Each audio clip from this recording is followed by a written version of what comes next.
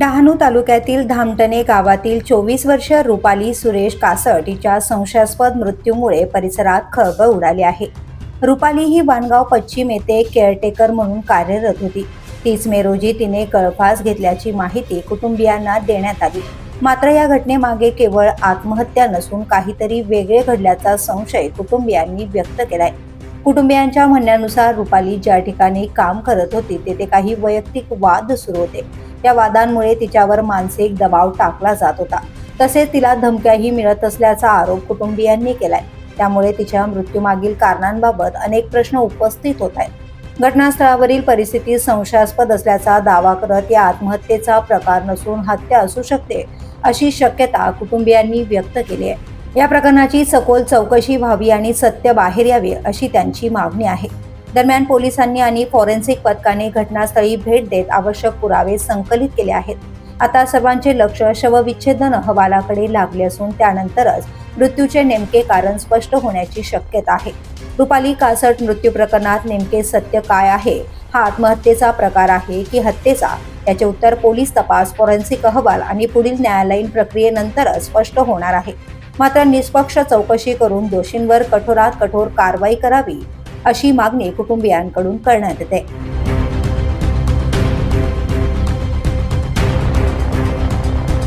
माझं नाव सुरेश बाळू कासट, राहणार धामटणे.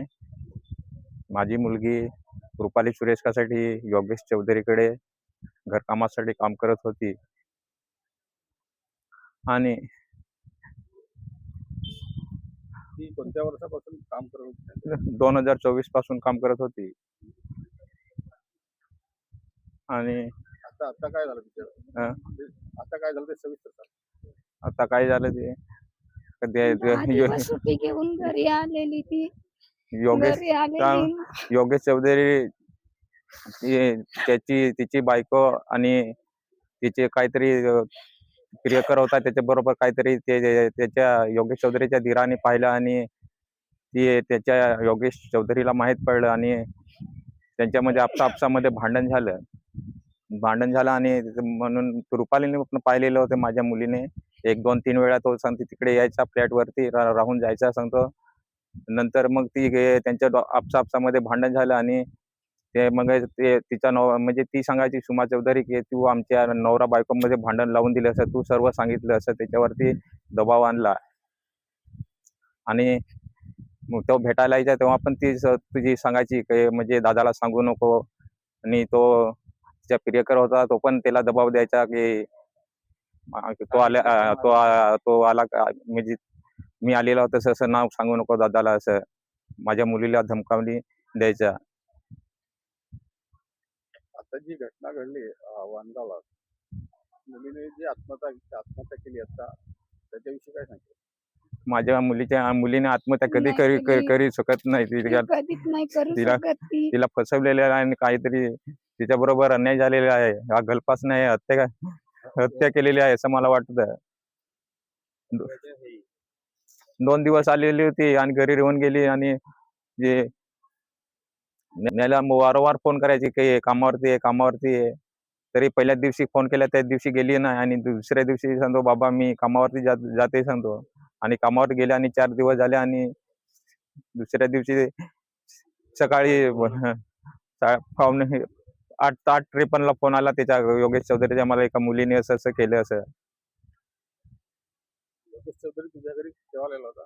माझ्याकडे योगेश चौधरी 1 मेला आला होता. त्यांच्या काहीतरी नवरा बायको म्हणजे मध्ये आपसा भांडण झालेलं होतं आणि तो मला सांगाय की अमोल पावडे आहे त्यांचे मी घर बघितलेलं नाही असं, तर माझ्या त्या अमोलच्या घरी घेऊन चला. आम्ही तिकडे गेलो आणि तो तिकडे घरी पण भेटला नाही आम्हाला अमोल.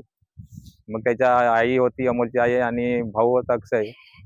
मग तर त्यांनी सांगितलं काय तो इकडे राहत नाही, तो राहतो भविष्याला राहतो आणि 2-3 दिवसापासून आलेलाच नाही असं, आणि इकडे जास्त येत पण नाही असं तो सांगत होता.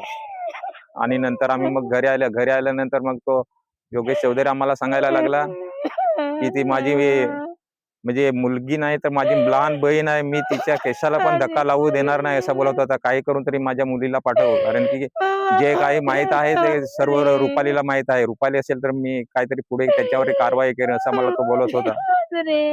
आणि माझ्या रुपालीला कामावरती बोलवून घेतलं.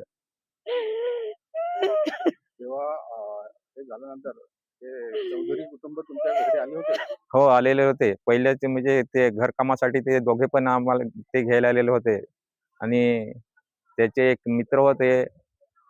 म्हणजे आता आता जेव्हा हं. हे मुलीने जेव्हा हे झालं तेव्हा त्यांच्या मुलीला जेव्हा हॉस्पिटल नेलं तेव्हा ते लोक आले होते का?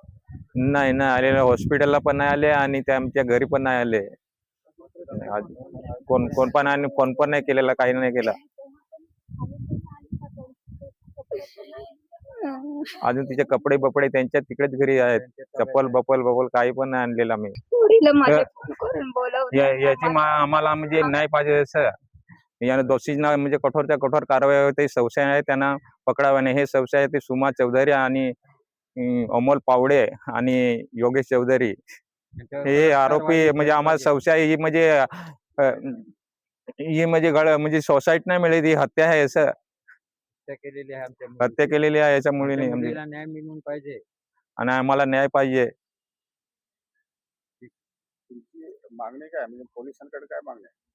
पोलिसांकडे आमची काय मागणी म्हणजे आम्हाला याच्या न्याय आरोपी करावे, जे आरोपी आहेत त्यांना अटक करावी अशी ही मागणी आहे आमच्याकडे.